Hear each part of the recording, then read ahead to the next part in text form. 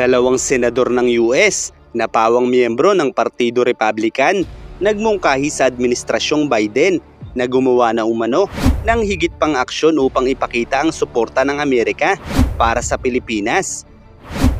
Ayon sa ulat nito lamang July 12 ay sumulat sina Senator Roger Wicker at Jim Risch sa White House at nanawagan ng visible at konkretong pagpapakita ng suporta ng US para sa soberanya ng Pilipinas o ipagsapalaran ng persepsyon na ang Amerika ay hindi handang panindigan ang mga bilateral na pangako nito. Sa madaling salita, ang nais ng mga senador ng US ay gumawa na ng hakbang ang administrasyong Biden ng isang bagay na mapanghahawakan ng mga Pilipino na handa talaga silang tumulong para sa soberanya nito. Bukod pa riyan, ang US ay makailang ulit nang nag-aalok sa Pilipinas na samahan nito para sa mga resupply mission ng bansa. Gayunpaman magpasa hanggang ngayon, ang nagiging tugon lamang ng AFP at Philippine Navy para sa iniaalok na tulong ng Amerika sa resupply mission ng bansa ay isinasaalang-alang umano nila at pinag-aaralan pa ang iniaalok na tulong ng US kabilang na ang mga allies nito. Subalit ang pinal na desisyon umano para dito ay hinihintay lamang nila mula sa utos ng Maritime Council. Sa madaling salita, ang Maritime Council na binubuo ng gabinete ni PBBM ang nagiging dahilan kung bakit magpasa hanggang ngayon ay hindi pa rin nila tinatanggap ang tulong na iniaalok ng Amerika at ang namumuno sa konsehong ito na si Lucas Bersamin ay matatandaan pang sinabi na maaaring misunderstanding o aksidente lang ang nangyaring ito at iminungkahi pa na isa publiko na lang ang mga susunod na mga resupply mission at nagmungkahi na makipagtulungan na lang sa China. Kaya naman sa kasalukuyan ay muling nagkaroon ng diplomatikong pag-uusap ang dalawang bansa, which is ang nilalaman ng panibagong kasunduan ay hindi pa isinasa publiko, maliban lamang sa pagkakaroon umano ng panibagong communication lines ng dalawang pangulo. Kaya naman talagang nakapanghihinayang na magpasa hanggang ngayon ay hindi pa rin nakakasama sa resupply mission ng mga Amerikano. Kung regular kasing sasama sa resupply mission ng bansa ang US, ay malaki ang tsansa na makapagpapadala pa ng mas malalaking materyales ang bansa para sa mga karagdagang reinforcement ng BRP Sierra Madre.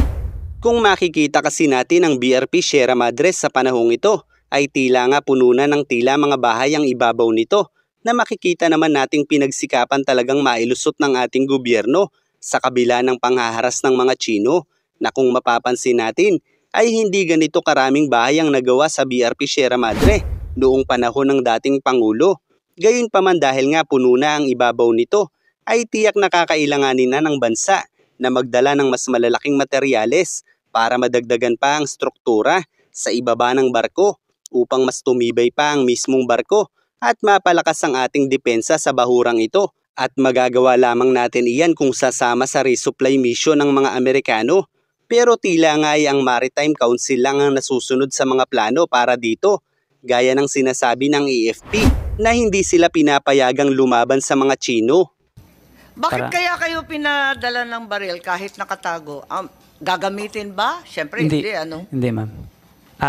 Kabilin-bilin na lang po sa amin ma'am sa rules of engagement na magpaputok lang kung pinaputukan tayo.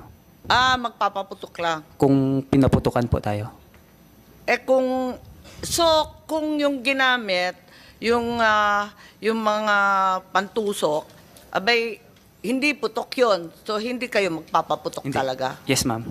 So, yung mga Depensa spear, palakol, hindi yun pwede. Depensa lang sa boat natin, ma'am. At sa madaling salita ay tila hindi rin sila pinapayagang ipagtanggol ang mga sarili nito. Kaya't nangyari ang insidenteng ito na nagmukhang kaawa-awa ang ating mga sundalo. Pero bakit nga ba hindi mabaligtad ni PBBM ang lahat ng nagiging desisyon ng Maritime Council? Iyan ay marahil kung kokontrahin ni PBBM ang lahat ng napapagpasyahan ng konseho ay lalabas na diktador ang Pangulo. Kaya't wala siyang magagawa kundi ang magtiwala sa plano ng konseho. Gayunpaman ang posibleng maging resulta ng mga desisyon ng konsehong ito na tila muling papalapit sa pagiging tuta ng mga Chino ay maaaring maging daan sa pagkasira ng administrasyong ito.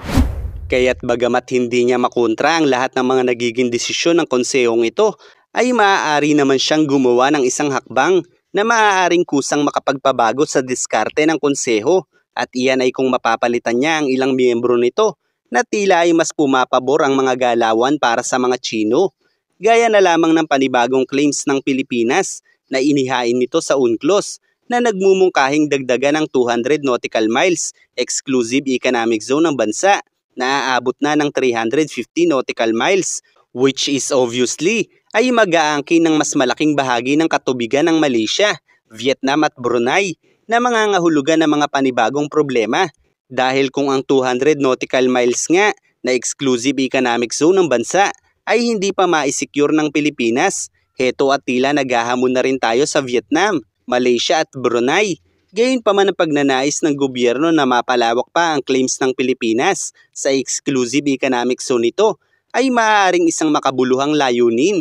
Subalit hindi naman siguro papabor sa Pilipinas ang pagsusulong nito sa panahong ito dahil tila nga ay mas dadami lang ang kalaban ngayon ng mga Pilipino. Kaya't kung ako lang ang tatanungin mo ay mas pagtutuunan ko ng pansin ang pagpapalakas ng ating bahura sa parteng ito hanggat nariyan ang mga Amerikano na paulit-ulit nag-aalok ng tulong sa mga Pilipino kaysa muling makipagkasundo sa mga Tsino kung saan ay nagkaroon na naman ng lihim na kasunduan ang dalawang gobyerno dahil kung sa kasunduang ito ay nangako ang Pilipinas na hindi nila isasali sa resupply mission ng mga Amerikano ay tila tayo na rin mismo ang nagpapahirap sa bansang ito kaya't kaduda-duda talaga ang panibagong kasunduan ng China at Pilipinas na hindi idinetalye sa publiko.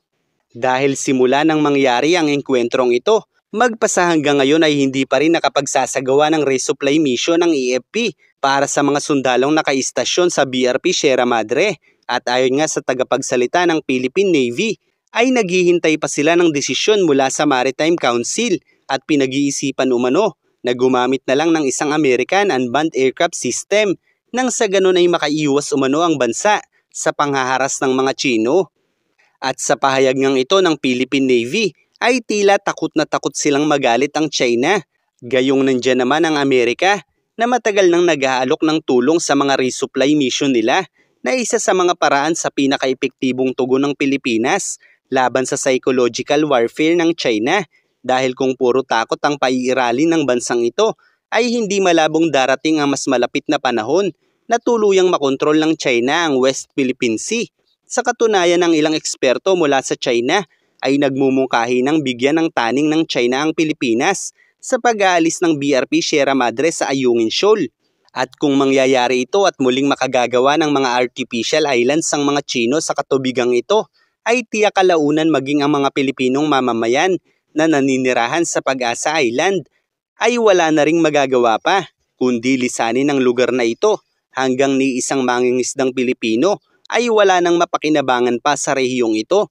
Iyan ang mga pinakaposibleng maging resulta kung magpapatalo na lang tayo sa psychological warfare na ginagawa ng China. Gayong kasama na natin ang bansang kinatatakutan nila pero tila ay nagbubulag-bulagan at nagbibingi-bingihan pa rin ang ilan nating opisyal para sa China.